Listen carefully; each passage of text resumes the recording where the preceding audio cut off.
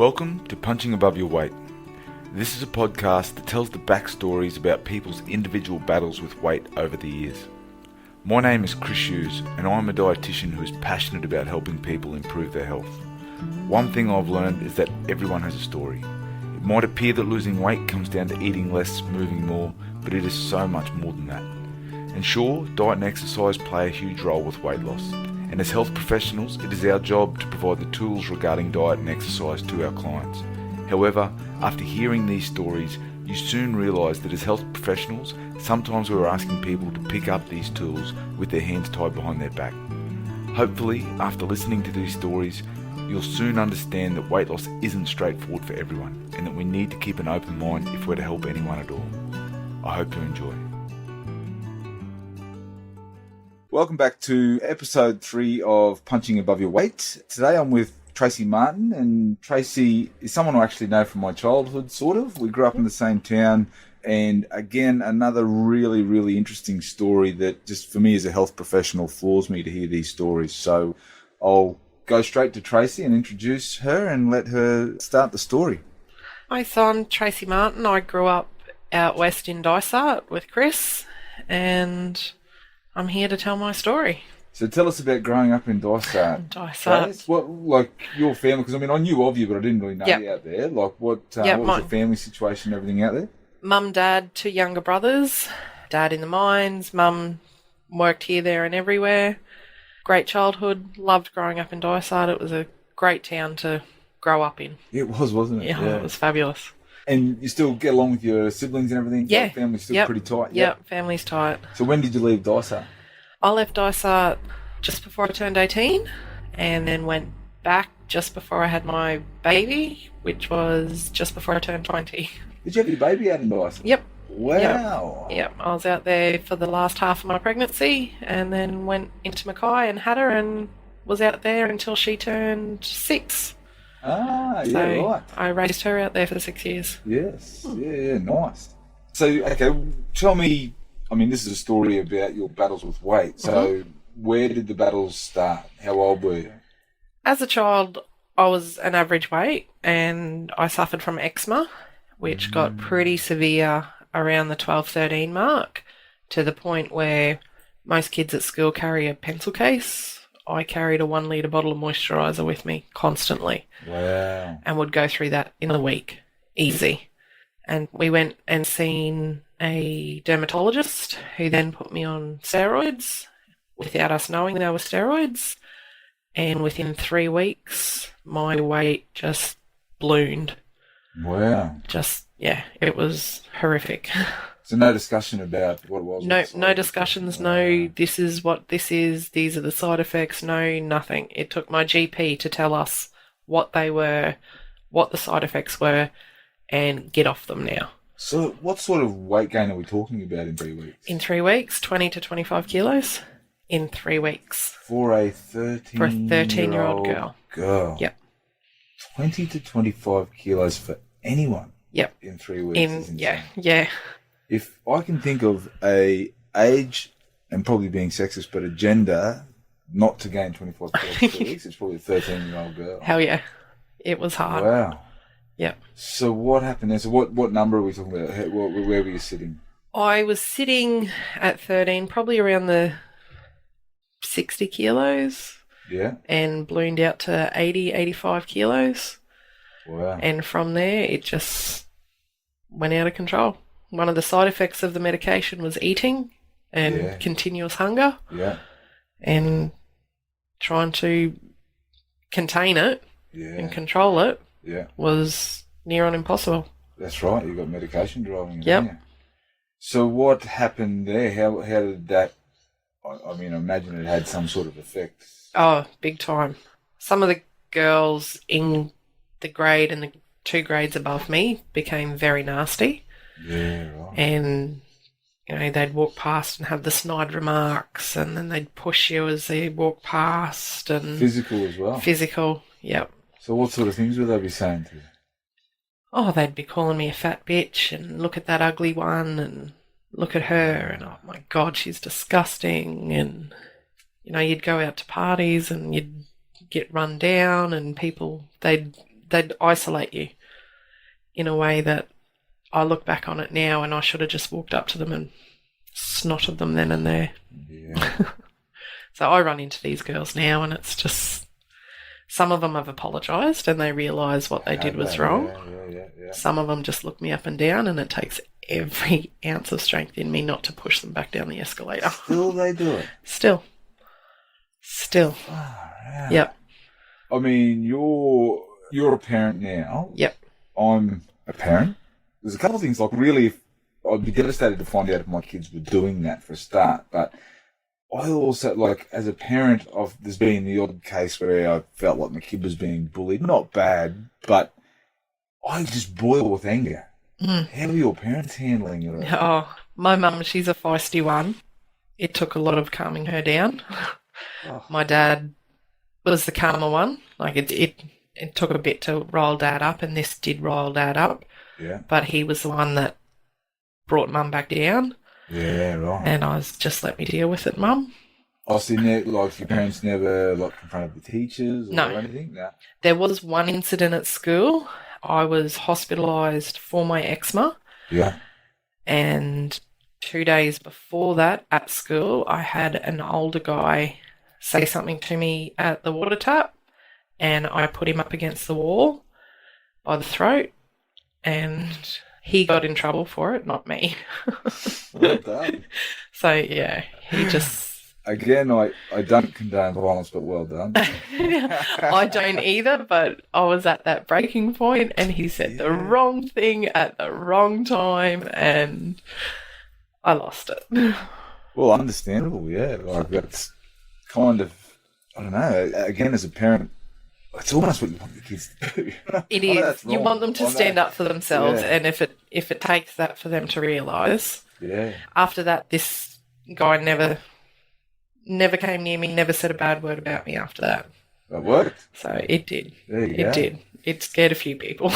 So from 13 years, tell me the next few years, what happens? So from there, it obviously just escalated from there.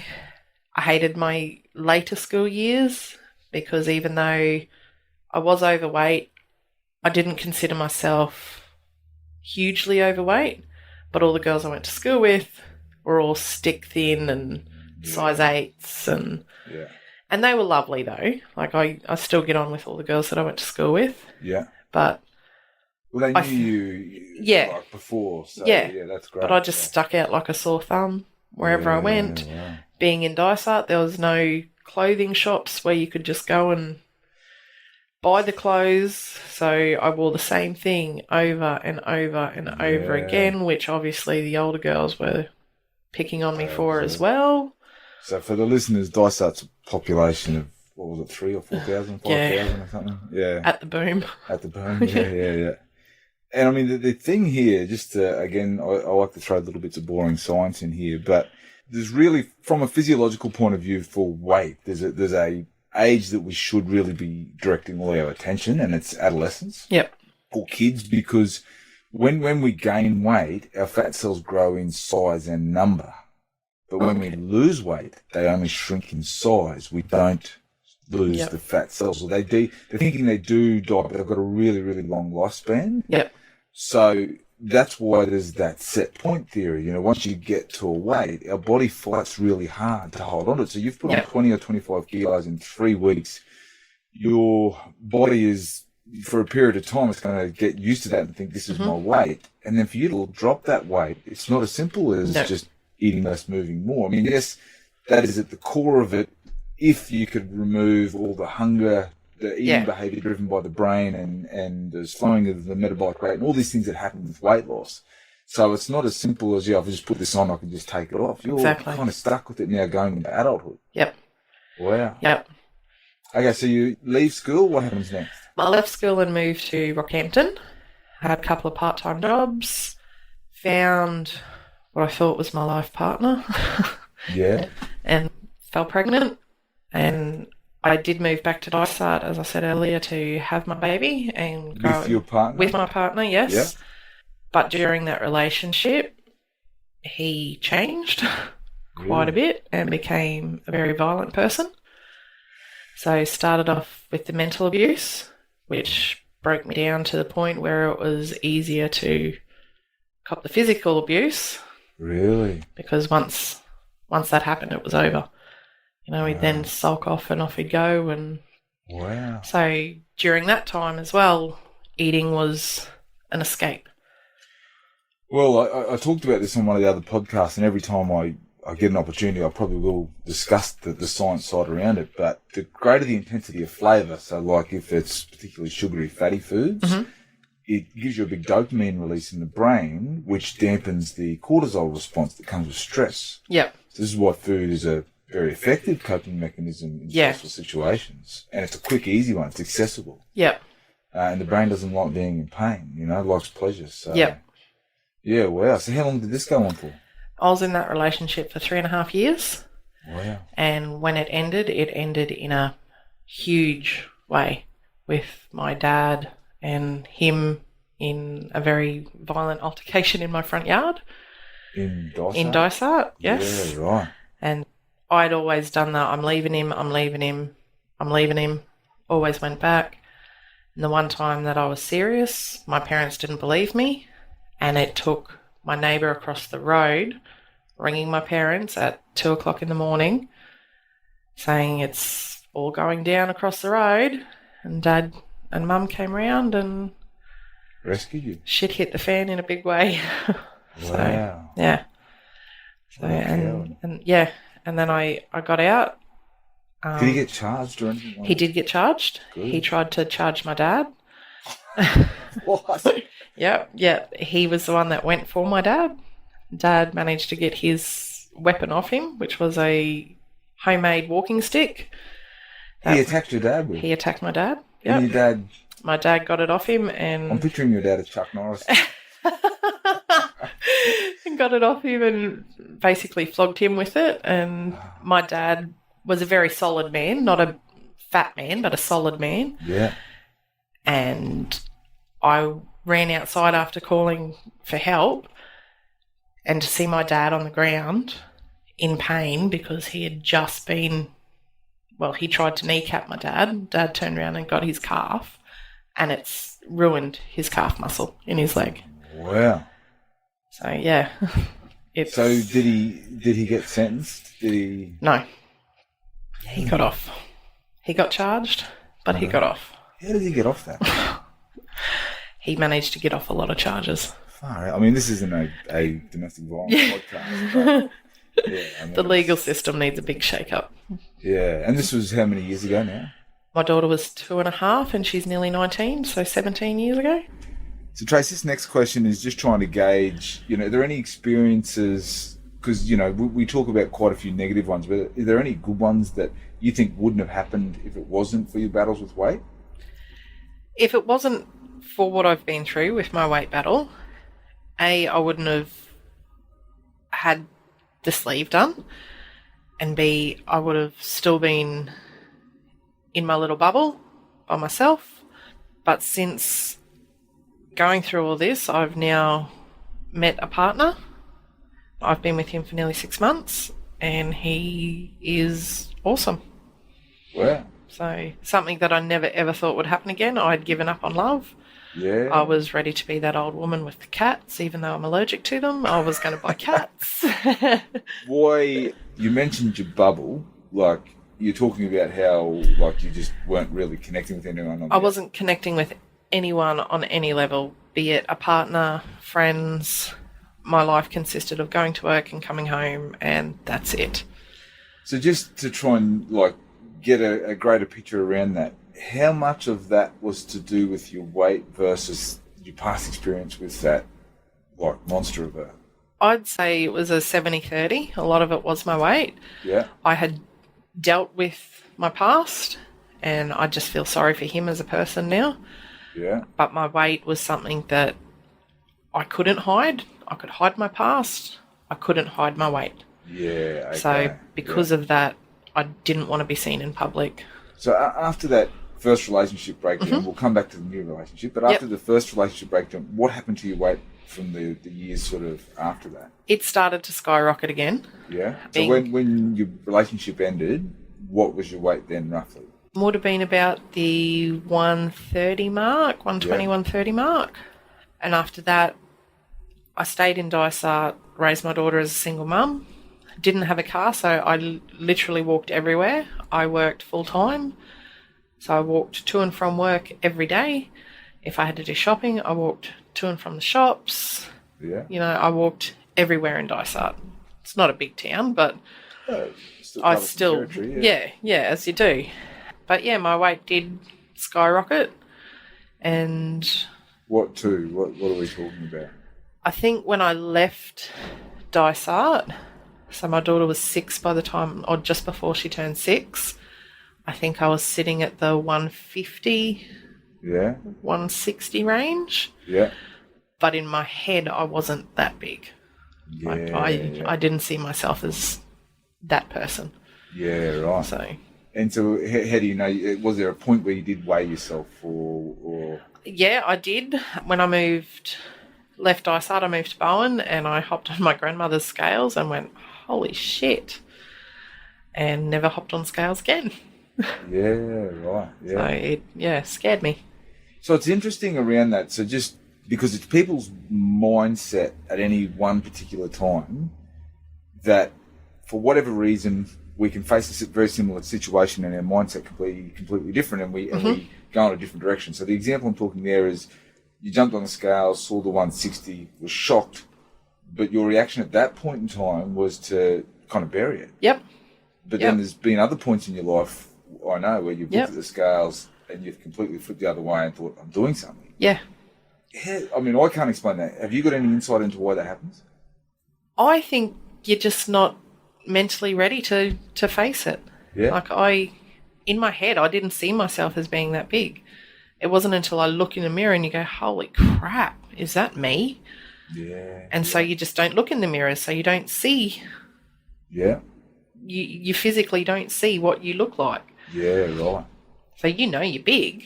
Yeah.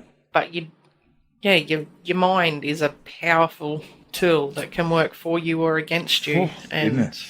Yeah.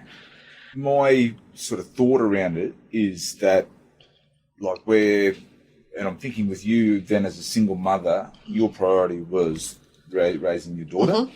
So for you to direct too much attention to yourself, and I've encountered this with people before, that would require a lot of attention that may otherwise be taken from your daughter. And it's, you know, humans in general, we're not good at juggling two things. When I see anyone for weight loss, I tend to ask them, what other competing priorities have you got? Because the thing is, sometimes someone might be about to lose their job or their partner's battling cancer. Yep. That's not the time for me to be helping them to lose weight because they're going to see it as another failed experience. Yeah. I'll give them a meal plan and say, hey, look, here's something to help you out, but realistically come back when you can give it the full attention. Yep. And that's not a failure, it's just the point. It's not, and I think that's why it's taken me so long to focus on me. Yes. Because Keisha has been my number one priority for the last 18 years. Yes, yeah. And I look at the posts that you do on Facebook, and you two have got some bond like a mother-daughter like I've never seen. Yeah, we're extremely close. Yeah. We're best friends. Yeah, that's great. But when the mummy pants come on, she knows it. Oh, does she? Oh, good. I'll have to get some pants.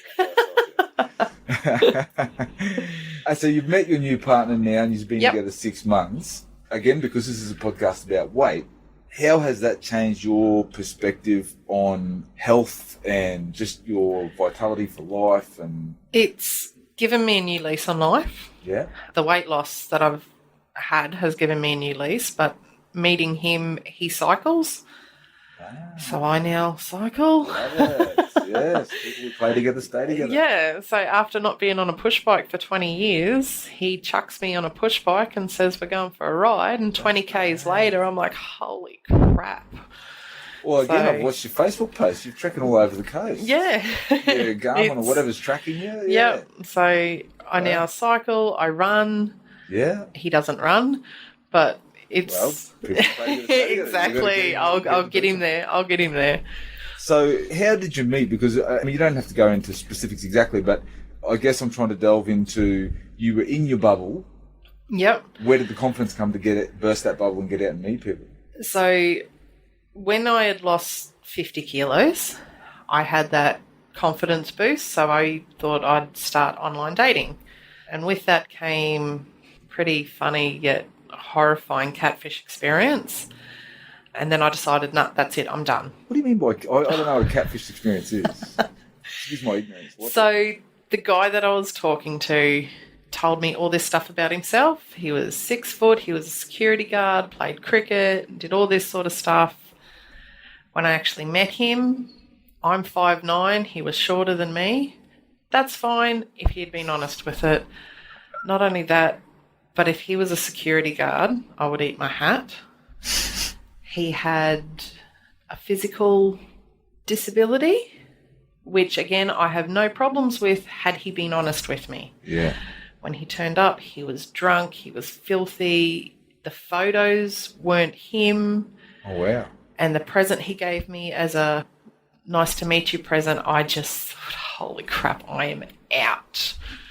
Can you tell me what that is or not? He gave me some handcuffs, a deck of playing cards for adults, and an arse paddle.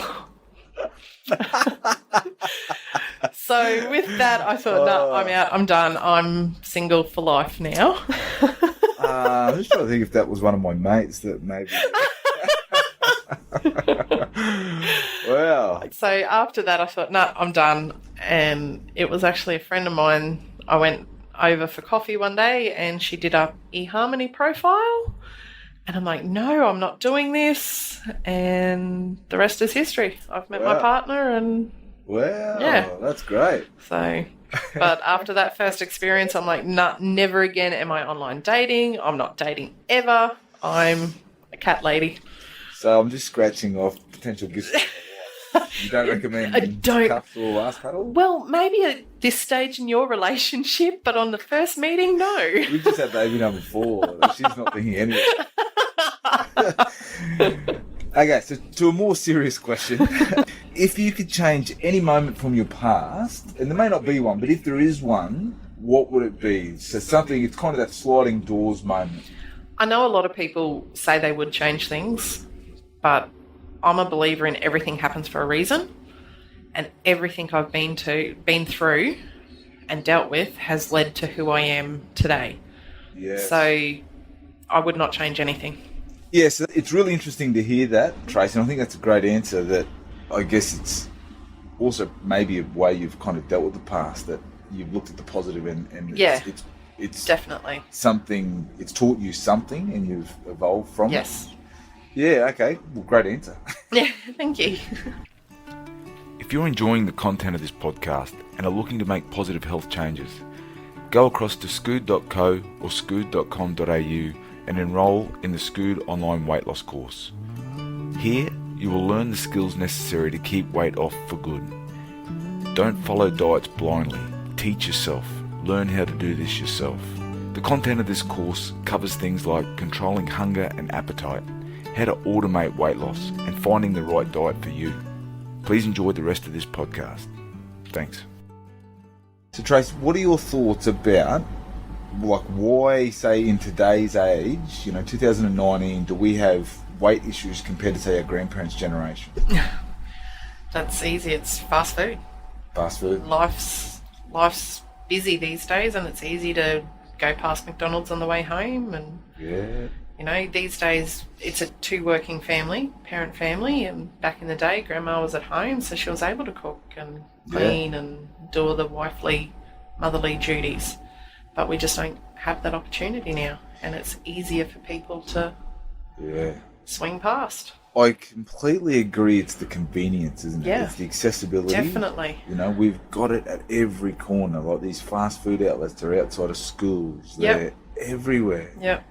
And unless you're taught from a young age by your parents to cook and do your own food, you follow in your parents' footsteps. Well, there's a bit of a generational, what would you call it, like a collision, because there's the generation where we had to, it was a leftover from the war years where scarcity of food, we, had to eat everything that we could, and then you would have experienced the same as me. We had to finish everything on our plate and everything else, and so we're in that mentality. We've got to finish everything, but we can also just grab chocolate from the servo and Yeah. It's And by having to finish everything leads to overeating as well. overeating calorie-rich food. Yeah, Yeah. that's right. Yeah, because you go out and you've grown up having to eat everything. And Yeah. you don't want to leave that You've little paid bit of for it. palmy on there. Yes, You've paid for it. It's the that's food right. that you've paid for, so don't waste it. Okay, so from your experience, if you could name anything that has helped you more than anything to lose weight, it's an easy one, I realise, Yeah. but the listeners aren't aware. It's my daughter. Yeah. Yeah, my daughter, and having the sleeve helped Yes. a lot. But I'm the only thing my daughter has. Yes. So had my weight gotten the better of me Yeah. and taken me, she would be on her own, Yeah. Right. completely on her own. So my Where- daughter... So because we sort of touched on like a lot of the time when you're raising her, that mustn't have been. Well, I'm not saying it wasn't a thought, but wasn't a number one thought potentially for you. Yep. What was the point where you thought, okay, I've got to be here for it? I think it was more, she had been my priority for so long, and she's now at an age where I can step back a bit. She is a grown adult now. But I think too, even though I've been extremely overweight, I haven't had the health issues to shock me into the need to lose weight. Yeah. I've never had any health issues whatsoever that ties in with my weight. And I think... Which surprises people, doesn't it? Oh, look, to no end. Yeah. To no end. And so I don't know, it was a light bulb moment, basically, that, right, you need to do this for you. You need to be here for her. You need to be here for grandchildren. And so, like, what led you to the decision to get gastric sleeve surgery? Even though I've had no health issues and I have been huge, I've always worked out. So I PT'd 3 times a week. I've always worked in a physical job. Like it's childcare, so it's not labour intensive, but I run around with kids. You're on your feet all day, yeah. Yeah, and I thought this weight isn't going down, it's going up. A friend of mine had the sleeve and I thought, right, I'll go and have it done. I went and seen the surgeon and I hopped on the scales and I cried and I thought, no, I can't do this. What was the number at this point? At that stage it was 188 kilos. Yeah. And I thought, I can't do this. I went home and I cried and decided I wasn't having the sleeve. Yeah. Why is that? Like, I mean, don't get me wrong, I realise it's a very serious decision to make, but what's going through your head? I think in my head I didn't want to believe that I was 188 kilos. Yeah. And it took a long time for me to, holy shit, you are 188 kilos, Tracey. Yeah. And by the time I decided to go back and see the surgeon, I jumped on the scales then, and I was then 192.4 kilos. Yeah. And instead of crying... How long, what distance is this? Nearly 12 months Okay, in between. Yeah.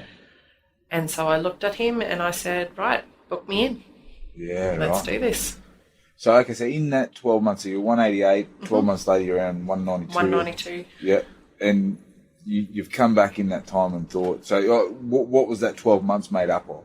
Like, were you trying to lose weight in that time as well, or was it still just coasting? I was still working out. I was still just plodding along with life. Thought I was happy, but clearly I wasn't. What do you mean? What do you mean by that? Like you thought you were happy, but you weren't? I look back at it now and I literally thought I was happy back then. Yeah. But the life that I live now and the happiness that I have now made me realise that I wasn't happy back then. Yeah, right. I was just living day to day. So my happy place back then was not a real happy place. And I mean, okay, so using a comparison, was it happier than using the time you were with that partner? Like you're probably thinking maybe... Well, I thought I was happy then too. You know, he obviously loved me, so I thought. Yeah. And I thought this was as good as it got. Right. And after leaving him, then I thought I was happy. Yeah. And then as the years went by, I thought, I'm happy being single. Yeah. And then I met my partner and I'm like, well, Clearly I wasn't happy being single because I contemplated buying cats, but... Poor old cats get a hiding when it comes to... Well, I'm a dog person, so I don't mind. But it's interesting, like, I think that's a really good personality trait that you must have, because, like, we as a family now practice gratitude, you know? Like, you've got to be grateful for something. But you've got, like, a mental capacity where it sounds like you've always just appreciated what you've got. And then you've improved on it.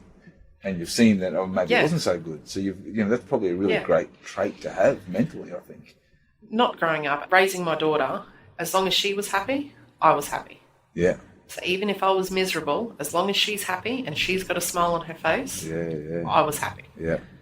But not truly happy within myself. Yeah, right. Yeah, so, And it took a while to realise that. Yeah, right. And here you are. And here I am now, and I am happy. Beaming smile. Yes. So with like your, like, over the years, before deciding to get the sleeve, like, what else had you tried to lose weight? If at all. I had done the healthy eating, well, what I thought was healthy eating. Obviously, I didn't have the education around the healthy eating, so it was just what I thought was healthy eating. I did the exercise, but I also did I'll go past KFC and just hide in my car. Yeah. But I'm not really eating it, but I'm scoffing my face. Yes. So I hid that from Keisha and basically hid that from myself. I didn't acknowledge that I was sitting there eating that. It's amazing. So you hide it and I only eat 3 meals a day and you've eaten 7 and you think, holy shit. Yeah, looking back on it now, it just blows me away to think that I was the way I was. Clients I see, I remind quite often that our bodies are designed to store fat. Yeah. We're not designed to lose it. So there's all the protective mechanisms that the brain will put in place when someone loses weight. So when someone loses weight, for example, like, a lot of the things that happen is all the sensory stuff increases, so your sense of smell and taste. There's a part in our brainstem also tells us to slow down eating. It gets dampened. So these are just some of the things that will then drive eating behaviour. And now people blame willpower. But yes, willpower can help, but willpower only ever buys you time. It's never... So, it's interesting, the tricks, for example, that the brain's playing on you in that situation. Definitely. I mean, you can sit there and say, yes, you're deciding to do it. But, I mean, it's not... most of our action is subconscious. We're doing it out of, habit or just instinct. And, so you were sort of, working hard with exercise and you were, trying your best to eat healthy, but you just come to that point and you thought, okay, surgery's for me. Yep, I got to the stage where I thought I have to do something, otherwise I'm going to die.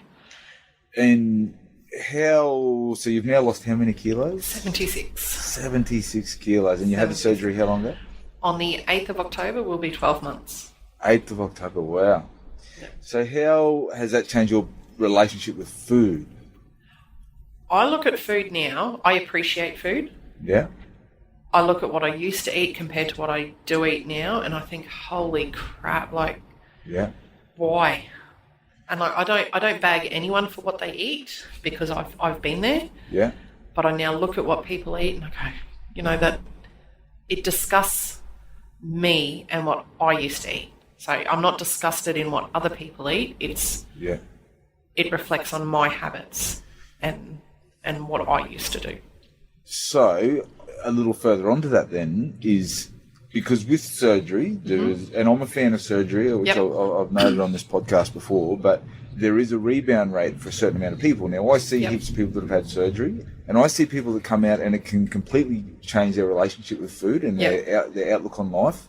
But I also see people who are like you can predict are in that rebound phase, and they haven't really changed anything. But you certainly appear to be someone who has taken on board and really changed the way you deal with food. I have. I'm on a lot of Facebook pages for the sleeve, and you see a lot of people who need to lose 20 kilos go and have the sleeve. And that pisses me off. Because I'll go and have the sleeve and I can still eat what I want, is their mentality. And that pisses me to no end. when you've got... I've had people put weight on to be able to qualify. Yes. Yes. Yeah. And that just... It makes it harder for people like myself who needed the sleeve to help them. Yeah. You know, these people go and get private health insurance and it costs them $5,000 to have the sleeve. Me, slogged my ass out and it physically cost me $26,000 to have the sleeve. Were you able to tap into your super for I that? had to use my super. So there's your retirement. Gone. Yeah. But I look at it as I could have left the money in my super and Keisha could have used that to bury me, or I use it now to live and spend time with Keisha and I'm pretty sure I know grow which one old. Keisha would like. Yeah, definitely. So, without naming names, because I don't want to sort of name and shame, but it's like I try and ask about what negative experiences you had with any health professionals. And the reason for this question is that, like I said, it's not to name and shame, but it's about a health professional that might listen to this that might go, I've probably done something similar to that. And it's about them stopping and thinking, you know, from the client's perspective. So, have you got any experiences like that you think are worth telling? On a regular basis, you'd go to the doctor for anything but my weight, and every time the doctor would say, you know, you're overweight. Do you think we should do something about it? So this is when you're 180 something kilos. Yep, every time. And I'm like, dude, I'm not here for that. I'm here for a migraine, or I'm here for a broken leg. You know, it could be anything. And that's what you'd get every time. Yeah.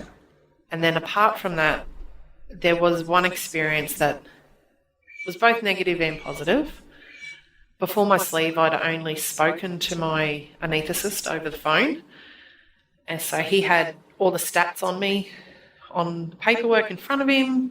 And when it come time to actually meeting him, he came out into the waiting room. I was the only person in the waiting room. And he looked around and went to walk away. And I said, oh, are you after me? He goes, are you Tracey? And I said, yes. And it blew him away that I wasn't on a walking frame because of my weight. Yeah. He looked at me and was shocked that I was mobile, that I could move, that I worked full time. Yeah. He assumed I worked in an office job and sat on my ass. Like, no, dude, I work with kids. Wow. I'm on my feet all day. Yeah. So it blew him away, and he actually then apologised to me and said, I'm really sorry, but reading your paperwork, I thought you would be immobile, either on a walking frame or in a wheelchair. Wow. So it hurt, Yeah. but it felt so good for him that he had acknowledged that these were his thoughts. Yeah. And clearly I wasn't who he thought I was. And I imagine those thoughts are based on experience for him. I'd say so. So we do the in-body body composition scans, and like the one thing I look at when I measure someone is I'm mostly looking at muscle mass, and you can see a huge discrepancy in someone's weight and their amount of muscle. And, you know, most people are probably aware that muscle is a lot heavier than fat. And so, like, a lot of the time now, I'll point out to someone that never go off BMI, which a lot of people that are overweight, okay, BMI is good to a point, but it's useless for a lot of people. But even the weight can be really misleading because it's like they're looking at that figure, comparing themselves to other people. Yeah. But I say, have a look at how much muscle you've got there. You're always going to appear heavier. Yeah. So for you, at whatever your weight was at that point in time, would have appeared heavier, but you would have had a great muscle mass with all the training and everything you were doing, and hence why you were still so mobile and able to do so many things. So, that's he's acknowledged it. He did, and he also acknowledged that I've had no health problems. I had no blood pressure. I haven't got diabetes. Yeah. I haven't got heart disease. Yeah. Yet he was waiting for it all. He had adjusted his, I don't know what it's called, his numbers for when I went to surgery. Yeah. He had adjusted them for someone with diabetes and heart disease and kidney problems and all this sort of stuff. And then after meeting me, he goes, I've got a bit of work to do to go back and He's giving him extra work. and redo it all. He said, because there's nothing wrong with you. Yeah. No, there's not. Wow. Oh, well, lesson learned. Exactly. Now, on top of negative experiences, there's potentially positive experiences maybe that you've had with health professionals? Yep. My current doctor, she's absolutely lovely. She's been nothing but supportive with it all. You can name her if you like. That is Dr. Caitlin Mullane. She's lovely, yes. Yep. She has been wonderful from start to finish. Yeah. She's also been the doctor that's never said to me, you're fat, you're overweight. Should we do something about it? Yes, yeah. She's never, ever pointed that out. Yeah. I know this. Yeah. But, she's been wonderful. Yeah, she is a great doctor. Yeah. Yeah. And, I see that from the clients, they give her great feedback. Yes. And there's some great ones around. There's some really good ones. Oh, yeah, completely. Okay, so I generally finish off this podcast, Trace, with a couple of questions. Mm-hmm. First one is about, when you go in to see a health professional, if there's just one thing you would like them to know about your situation that they're probably not thinking of, what is it you'd like them to know? Don't judge me on my looks. Yeah? My physical appearance isn't who I am. Yeah. I may be a bigger person, but that doesn't mean lazy. It doesn't mean you sit on your ass all day. Yeah. Everyone has a backstory. Everyone has different reasons for being the way they are and who they are. Yeah. And don't just categorise us. I'm not sure whether I've talked about it on this podcast, but the story that resonated with me as a health professional was a guy I was seeing, and I was young and naive dietitian who thought I could save the world, and this guy wasn't really, picking up the advice I was giving him. And I was getting frustrated. I'm like, why isn't he doing this? I'm thinking, what am I doing wrong? Or is it him? Is it me? And he told me his story about he went to a doctor and had surgery. I think it might have been his tonsils out or something, and they cut a nerve and he lost a lot of hearing. And he got kicked out of school because it was never picked up. No one picked up his hearing loss. This is 40 years ago. And he was kicked out of school for disobedience, got labouring jobs, buggered his back pretty early and was put on a disability pension and gained weight as a result of. And it always just made me think, here I am getting frustrated, whereas really the slip of a surgeon's wrist when this kid was, I don't know how old, 10 or 11, changed the direction of his life. Now, I'm not saying that, that's going to happen to everyone. He could have done things differently, but it's not for me to judge. No. So your situation resonates there as well, because, at the age of 13, you were given a medication that exploded your weight in a very short period of time, all because of a condition you were born with and you had no choice. Yep. Yeah, okay. So great advice. Don't judge. Yep, don't judge. Never judge. Now, what about to someone else in your situation is the other question I finish off on. So, it's obviously, you're not alone in there. There's people out there that probably feel like they're alone, like you're in your bubble. What's something you'd like them to know? You need to be honest and open with yourself. Don't hide things from yourself. I know that might sound stupid, but as I said earlier, I used to hide to eat, and then I'd deny that I ate it. So if you could talk to Tracey of 3 years ago, what would change how could you change her mind about that? What's the one thing you could tell her? Or do you think it's not possible? I don't think there's lots that I'd like to say to her, but once again, until she was ready, nothing I said or say would have mattered. Yeah. But it's a case of you need to be honest with yourself and you need to be ready. Just like a smoker, when they're quitting smoking, they can try everything in the world, but if they're not ready to do it, it's not going to happen. Yeah. So it took a long time for me to realise that, yes, you are working your ass off and you are exercising and you need to lose weight. But until I was mentally ready, nothing was going to happen except my weight increasing. Yeah. So it took a mind shift, a light bulb.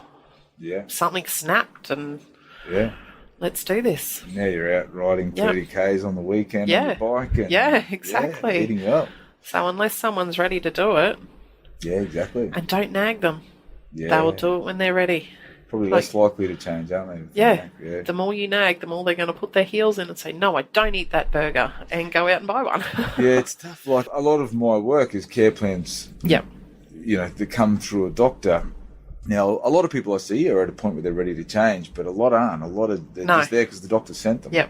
And I know that a lot of times, but I kind of see it as an opportunity to at least get some information in front of them for when that time comes. Yes. But, there's plenty of people that are in the right time and the right place and it works well. But it's a good point. It's not until that person's ready to change that they're going to change. Yeah. All right, Trace. Well, thank you so much for agreeing to come on the podcast. No Another problem. great story that's opened my eyes and taught me a lot. Hopefully anyone listening to this can share in the wisdom as well. I hope so. Thanks, mate. Not a problem. Thanks for listening to Punching Above Your Weight. Remember, if you enjoyed this podcast, please subscribe and tell as many friends as possible. My mission is to share the wisdom that I learn from my clients every day. If you also want to learn some of the skills that will help you lose weight that you hear in these podcasts, please go to scood.co and look for the Scood online weight loss course. There, you can learn the skills necessary to get you started on your weight loss journey. Thanks again.